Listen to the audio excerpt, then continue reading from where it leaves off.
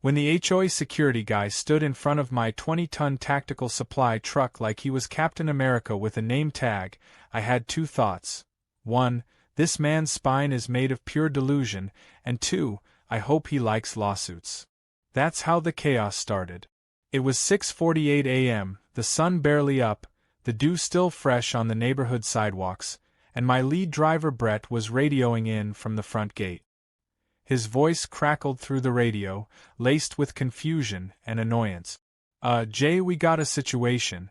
Some dude in a reflective vest is standing in front of the truck waving his hands like he's about to summon an airstrike. I nearly choked on my coffee. I knew exactly who it was. The new HOA security guy. A guy named Chad, of course. Apparently, the HOA had voted to hire private, neighborhood enforcers after a rash of mysterious garage door code leak. Real CSI stuff. Now they had clipboards, vests, and walkie-talkies, and delusions of jurisdiction. I got in my truck and headed to the gate, already rehearsing my speech in my head. These weren't just any trucks being blocked. I run a logistics company that contracts with several federal agencies, including the National Guard. That morning's delivery was carrying encrypted communications gear, mobile water purifiers, and boxed rations scheduled for a statewide emergency drill. And it was all time-sensitive. But HOA Chad didn't care. He stood planted in front of the lead vehicle, arms crossed like he was about to issue a parking ticket to an Abrams tank. I pulled up beside the truck and stepped out. "Morning," I said, keeping my tone friendly. Chad glanced at me, then at his clipboard. "These trucks aren't on the approved vehicle list," he declared. "You'll need to turn around or get proper authorization from the HOA board. No exceptions." I stared at him, trying to decide if he was kidding. He wasn't. "You do realize this is federal equipment, right?" I asked. "It's part of an authorized supply chain for the National Guard. We've been running this route every Thursday for 6 months. You're literally blocking a unit with a satellite relay in it." Chad didn't blink. "Federal or not, if it doesn't have a residential delivery permit or an HOA clearance, it's not coming in." He then pointed at a laminated sheet hanging from a chain-link fence that read, "No oversized vehicles without prior notice. HOA Resolution 17.3b. At that point, Brett leaned out of the truck window and whispered, "Should I just idle forward?" "He looks like he'd flinch." I held up a hand. "No, we're not running over HOA security. That's how you end up in a BuzzFeed headline." Instead, I pulled out my phone and called Karen. Yes, her real name was Karen. She was the HOA president, full of Botox and bad energy. Her voice came through the line like a screeching teakettle. "Mr. Harrington, if your drivers cannot follow our entry protocols, perhaps you should find alternate delivery zones. We can't have military-grade trucks intimidating the residents." I took a breath. "Karen, you're currently impeding federal logistical operations. Do you understand what that means legally?" She chuckled. "You can go around like everyone else, Jay.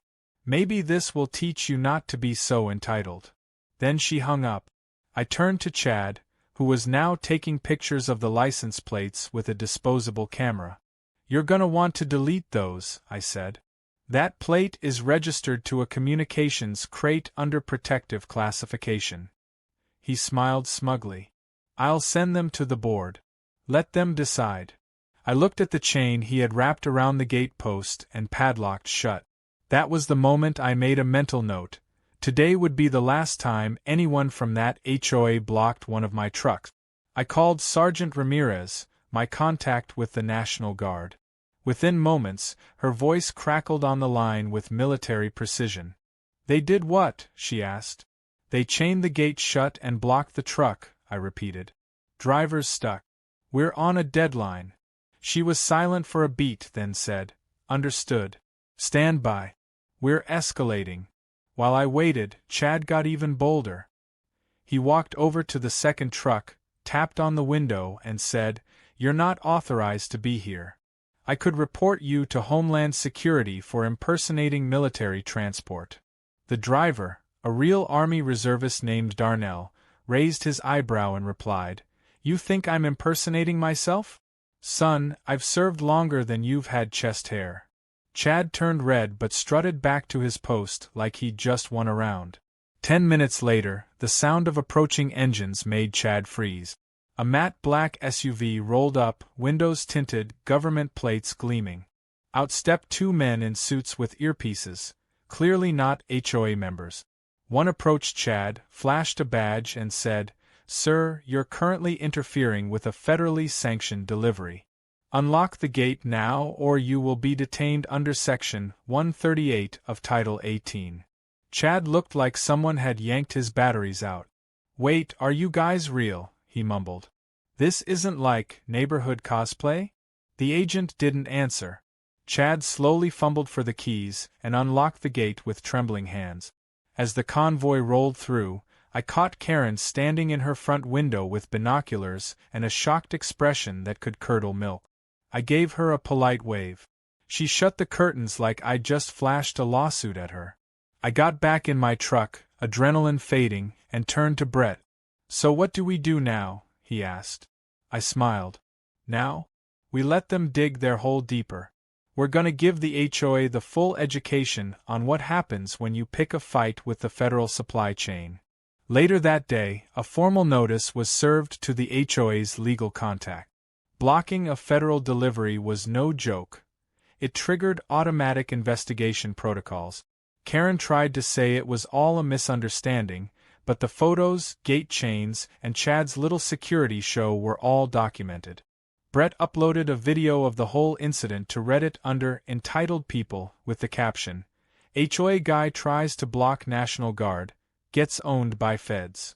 It hit 800,000 views in 6 hours. But that was just the beginning. Because they hadn't just blocked a truck.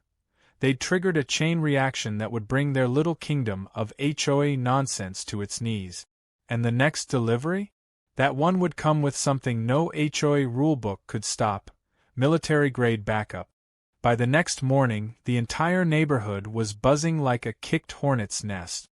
Cars were slowing down to stare at the now infamous front gate, where Chad had chained it shut and nearly caused a federal incident. Someone had already placed a hand-painted sign near the sidewalk that read, "Military Zone, do not poke." It wasn't wrong. Inside the HOA boardroom, also known as the rec center gym with folding chairs, Karen was doing her best to save face. She held an emergency HOA meeting that, ironically, wasn't authorized by the bylaws, but that didn't stop her. With her signature high ponytail, clipboard, and rhinestone pen, she called the meeting to order. "We are under attack," she said dramatically. "And not just by trucks. We are under attack by narrative. Social media is spinning this situation. I have received emails from news reporters. One of them asked if we've declared war on the military."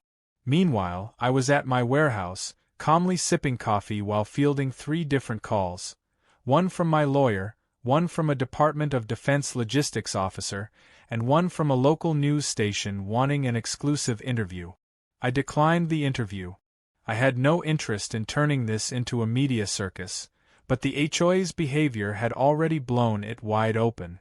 I did, however, send them the unedited footage from Brett's dash cam, complete with timestamps, Chad's face in glorious 1080p, and the federal agents walking him back toward the gate like he was a kid who peed in the pool.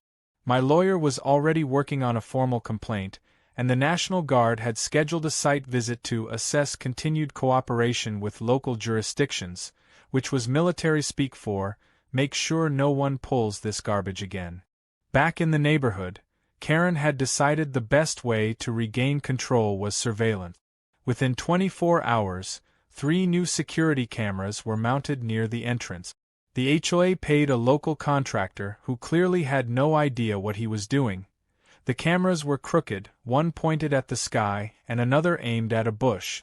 Still, Karen marched around like a general overseeing battle positions. She even handed out "Security Watch Captain" badges to 2 residents who looked way too excited about the promotion. One of them was Greg, a retired dentist who once threatened to call the city over a trampoline. He took the job seriously, standing on his porch with binoculars and a police scanner app playing on loop. Things took a darker turn when Karen emailed a community-wide bulletin accusing my company of unauthorized transport of unverified contents, stating that these trucks may be endangering neighborhood children and pets. I couldn't believe it. She was framing it like I was smuggling nuclear waste instead of delivering water purification kit. The bulletin ended with a line that made my jaw drop. In the interest of safety, all residents are encouraged to record any suspicious deliveries and immediately report them to the HOA emergency line. They set up an emergency line. I had to read it twice to believe it. Then came the next major misstep. On Friday morning, one of my drivers, Luis, called me from the neighborhood's east entrance. He'd taken the alternate route, only to find Greg and a few other security volunteers standing near the cul-de-sac entrance with orange vests and cones. "They're doing a vehicle checkpoint," he said, confused. "Are they allowed to do that?" My heart sank. "Absolutely not," I said. "Take pictures. Do not engage. I'll handle it." I arrived 20 minutes later to find Greg waving down Luis like he was directing traffic at a rock concert. "Sir, we're going to need you to open the back of the truck," he said, clipboard in hand. Luis didn't say a word. He just held up his phone, camera rolling. Greg seemed unfazed. "We're authorized under Emergency HOA Resolution 19.2c trucks over a certain weight class must submit to visual inspection." I stepped in and said, "Unless your name ends in .gov, that's not happening." Greg blinked. "We're trying to protect the neighborhood." I smiled politely. "By inspecting sealed military shipments? You know that's a felony, right?" That got his attention. I didn't even need to escalate. Luis had already sent the footage to my military liaison. Less than an hour later, Sergeant Ramirez herself rolled up in a military SUV. She stepped out, crisp uniform and all, and walked directly to Greg, who had by then removed his vest and was pretending to be a jogger.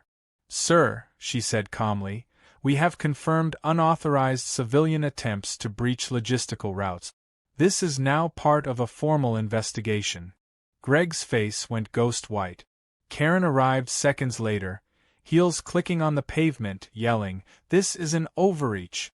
You can't just storm into our community without a warrant." Ramirez didn't even flinch. "Ma'am, this isn't a storm. This is a light drizzle.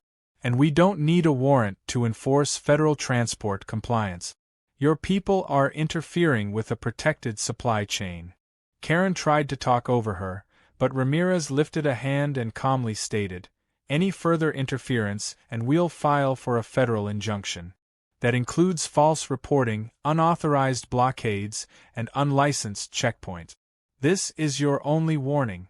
Then she handed Karen a thick folder with the title Legal Notification of Obstruction Violation and Compliance Requirements.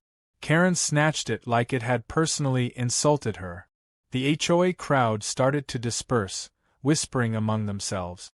Later that afternoon, the community message board exploded. Residents who had been neutral were now furious. A few even apologized to my drivers.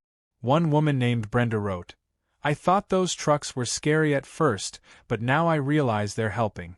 What's scary is that I nearly believed Karen's newsletter." Another posted a meme with Chad's face photoshopped onto a traffic cone, captioned, "Defense level, wet floor sign." By nightfall, Karen had gone quiet, but not before one final, desperate move. She sent a last-minute notice declaring a temporary ban on non-residential industrial traffic pending HOA review.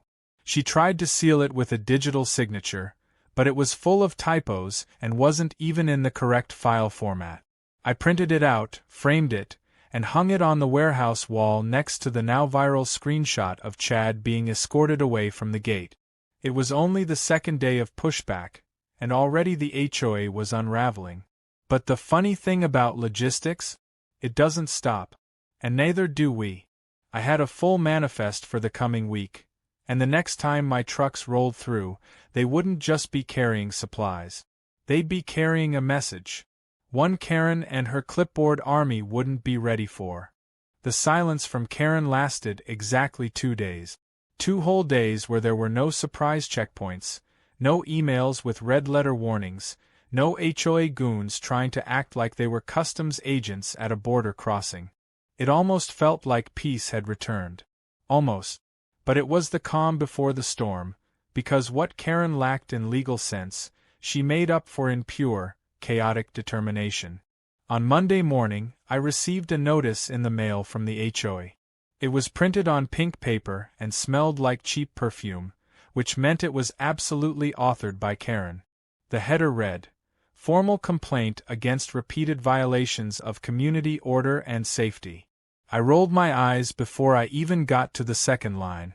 According to Karen, my deliveries were not only disruptive, but now suspected of housing unapproved technologies and hazardous equipment. She cited numerous resident complaints, including a claim that one of my trucks emitted a low-frequency hum that scared a neighbor's cat into hiding for 3 days. I laughed out loud. A hum? We were delivering power storage batteries, not alien artifacts. But she wasn't done. She attached a blurry photo of my driver Luis yawning in the cab of his truck with the caption, "Potential fatigue risk to children." I nearly spit my coffee. I could have ignored it, but my lawyer insisted I respond officially. Not only were we now documenting everything for the potential civil case, but the military was watching too. I drafted a response, politely explaining, again, the legal status of our deliveries, the federal documentation supporting our access, and a friendly reminder that impersonating regulatory authority carried real consequences. I CC'd the local police department this time, just for good measure. That same afternoon, I received an unexpected visit. 2 men in pressed suits showed up at my warehouse. One introduced himself as Agent Keller from the Office of Defense Logistics Oversight.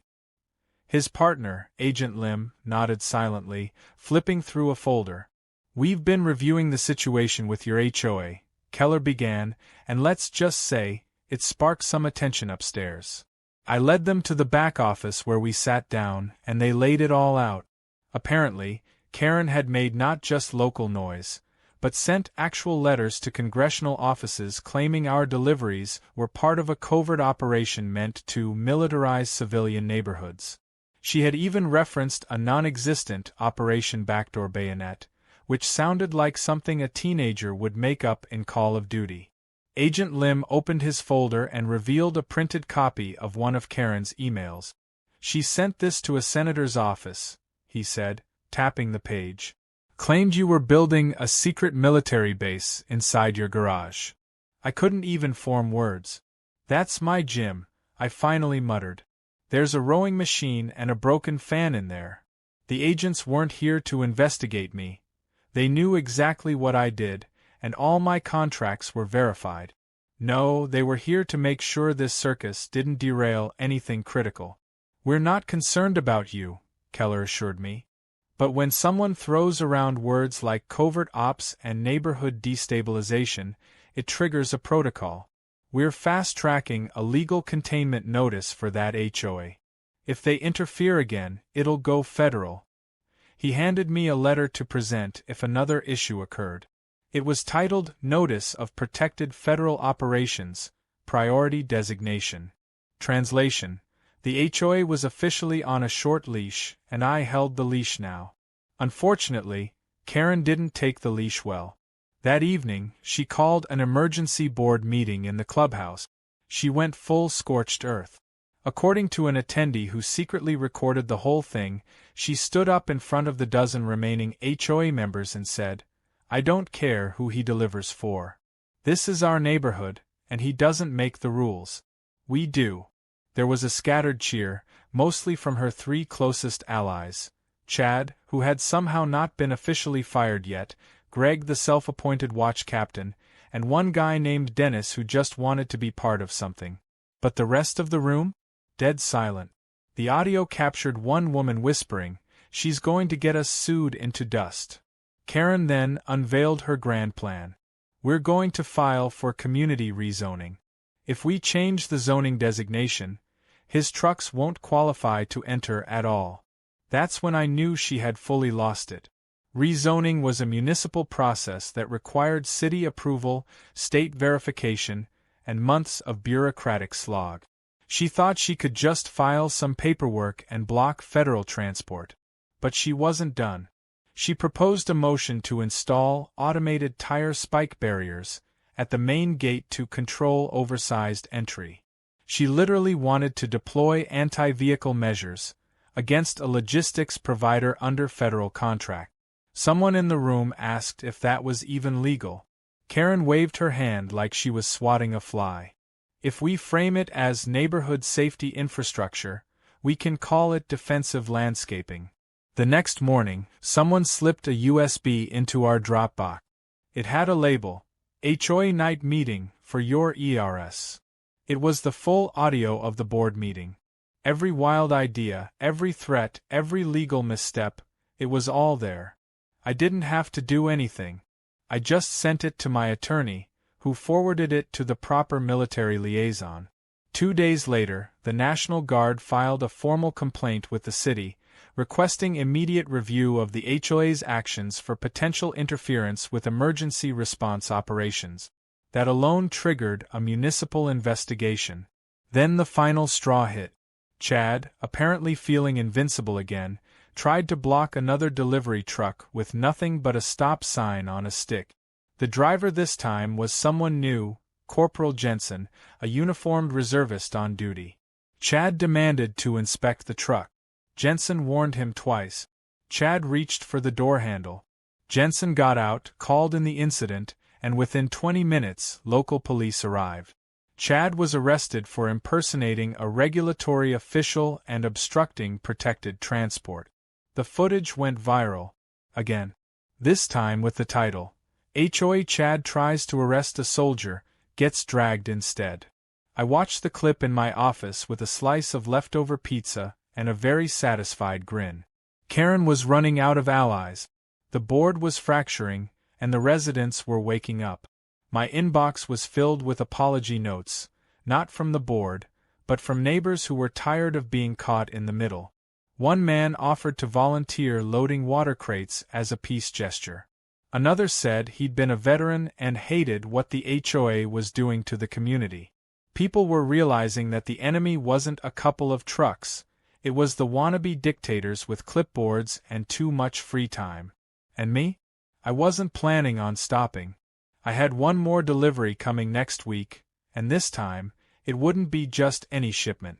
It would be escorted by uniformed guards, with an aerial drone overhead, and a message attached to the cargo door that simply said, "You can't stop the supply line." Karen had picked a fight with the wrong guy, and now, her own walls were beginning to crack. By the time the next scheduled delivery day arrived, the neighborhood felt like a sitcom that had jumped the shark. People were setting up lawn chairs near the front gate like it was the 4th of July. Kids had drawn chalk outlines of tanks and helicopters on the pavement. Someone even wheeled out a popcorn machine. This wasn't just a delivery anymore, it was a spectacle. The story had exploded beyond Reddit now. A few local reporters had set up cameras near the sidewalk, hoping to catch the next chapter of the HOA versus National Guard soap opera. I wasn't exactly thrilled about the attention, but I wasn't going to let the moment go to waste either. We were about to deliver a shipment of mobile solar generators and tactical-grade rations for a nearby base drill. Nothing illegal, nothing classified, just more of the same essential work we'd been doing quietly for years, until Karen made it everyone's business. We didn't come in quietly this time. The convoy consisted of 2 standard delivery trucks, followed by a black SUV carrying National Guard representatives, and trailing them was something new, a pair of olive-drab Humvees from the local guard post. Not combat-ready or armed, just official vehicles acting as escorts. And up above, for just a few minutes, a small drone buzzed gently through the sky, part of the base's training program, but also streaming footage back to command. The convoy rolled toward the gate, which had been suspiciously unlocked this time. No Chad in sight. No cones. No spike strips.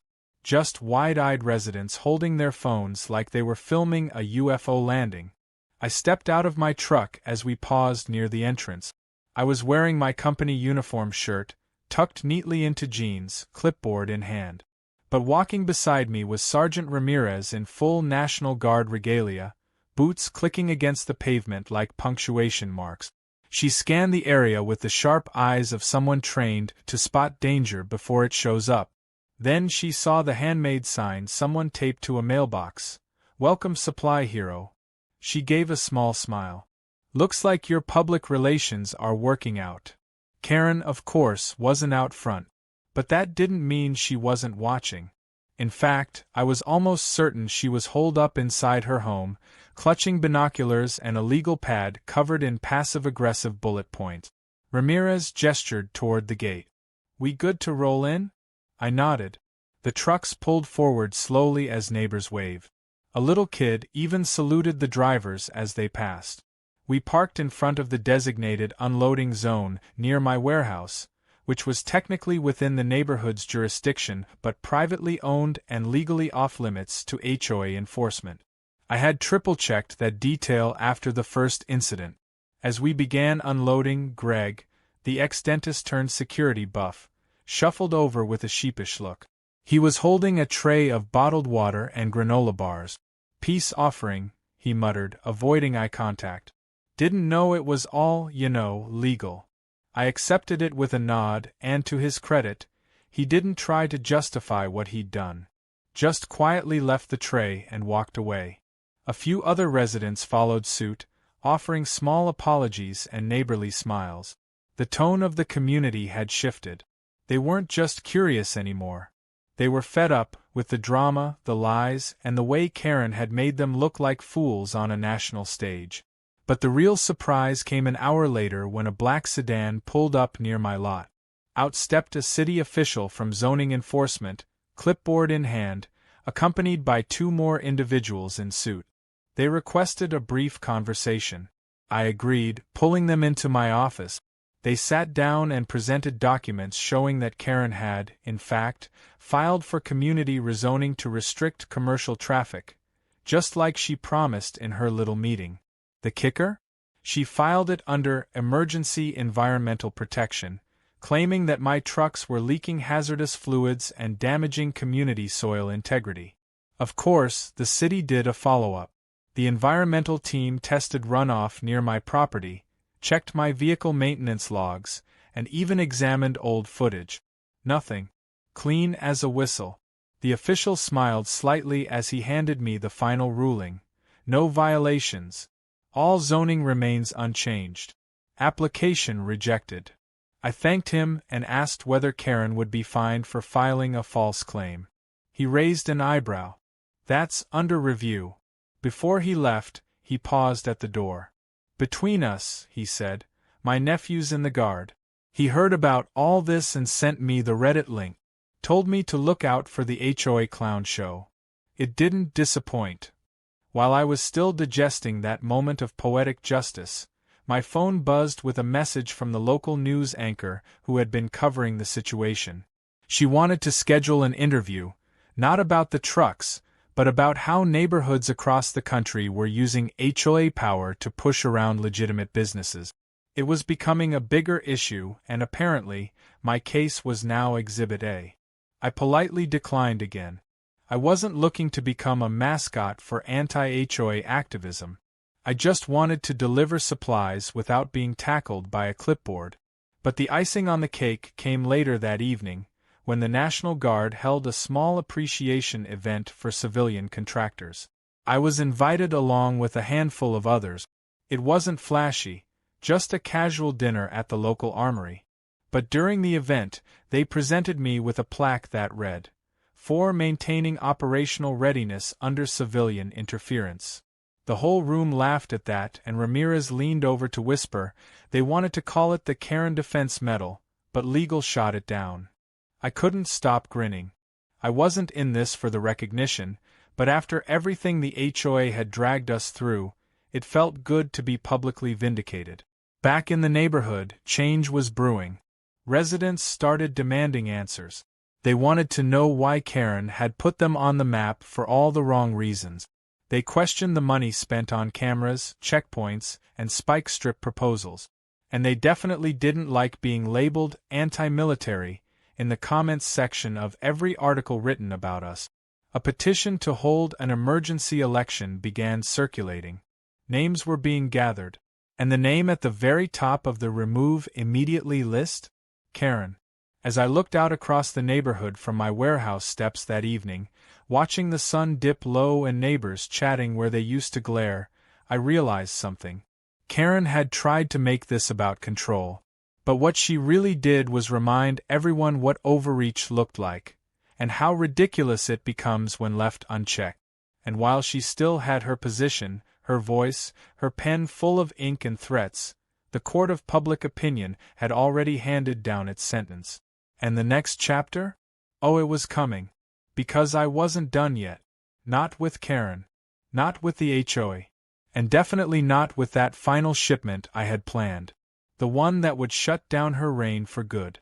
The morning of the final delivery felt different. The air was clearer, the tension gone, and there was a quiet anticipation humming beneath the surface of the neighborhood. Something had shifted since the last convoy. The lawn chairs were back, but this time, they were set up in solidarity, not for spectacle. There were no protest signs, no angry glares, and not a single reflective vest in sight.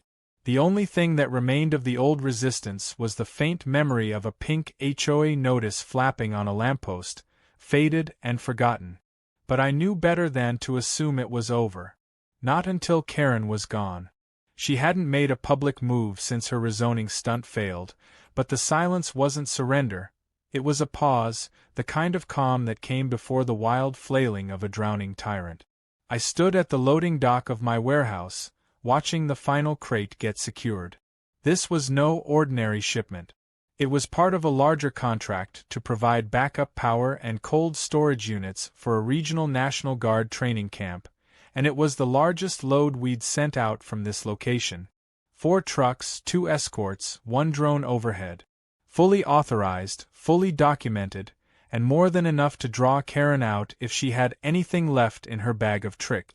And sure enough, just as we rolled toward the gate, her front door swung open. There she was. Clipboard in hand, phone held high, like she was trying to film a citizen's arrest from across her hydrangeas. Her mouth moved furiously, no doubt narrating her latest attempt at spinning reality into fiction. She stayed on her porch though, too burned from the last rounds to get any closer.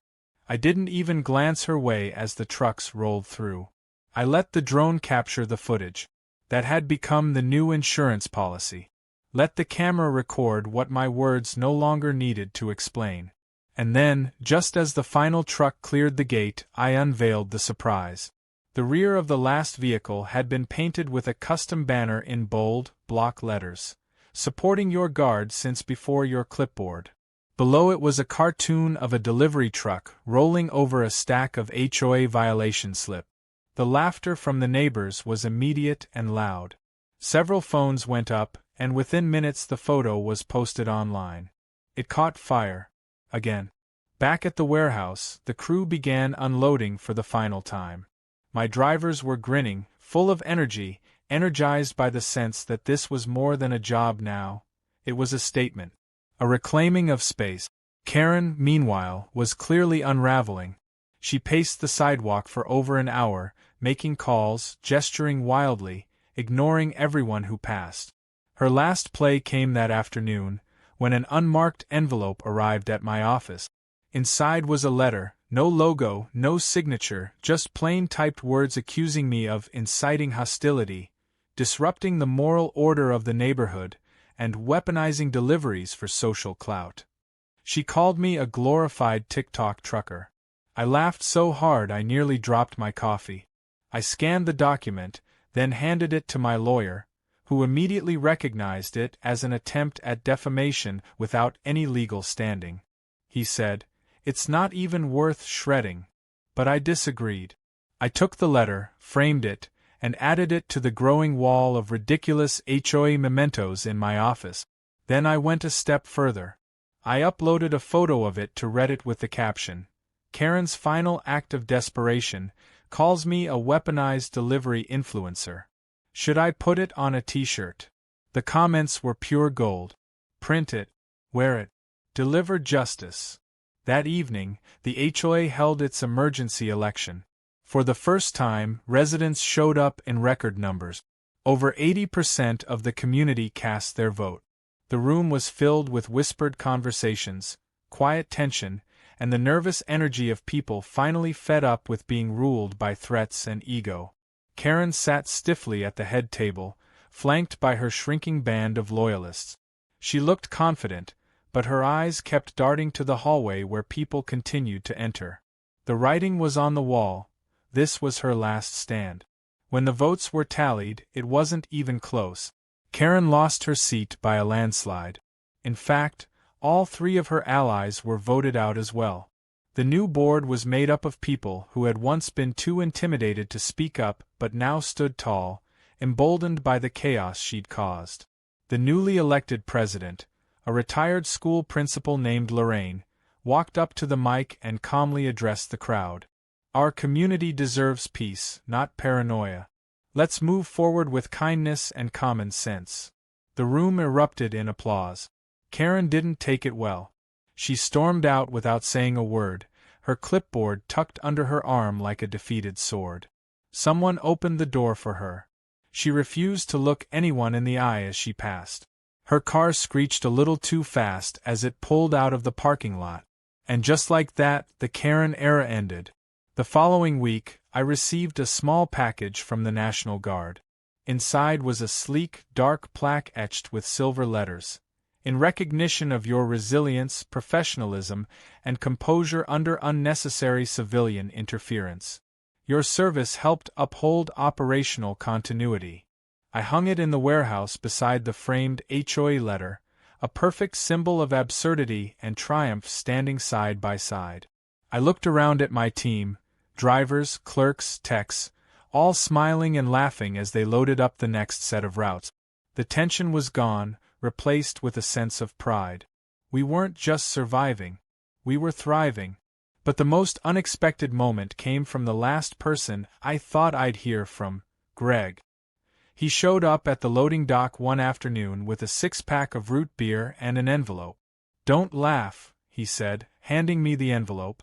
Inside was a hand-drawn map of the neighborhood with a note, "Alternate entry routes. Just in case you ever need to sneak in again." I smiled. "Thanks, Greg." He nodded. "I was wrong. A lot of us were. But we're gonna fix it." He walked off without another word, and I realized even the most entitled neighborhoods can change, if someone stands firm enough to force that change. The deliveries kept coming, the work continued, and the chaos that once defined the neighborhood slowly faded into memory. But every now and then, someone would walk past the trucks, point at the plaque, or the cartoon banner still hanging on the warehouse wall and say, "You're the guy who took down the HOA queen, right?" I'd grin and nod. "Nah," I'd say. "I just drive the truck." The clipboard did all the damage itself. And with that, I'd hop back into the cab, ready for the next delivery, knowing full well that no gate, no chain, no HOA nonsense could ever stop the line again.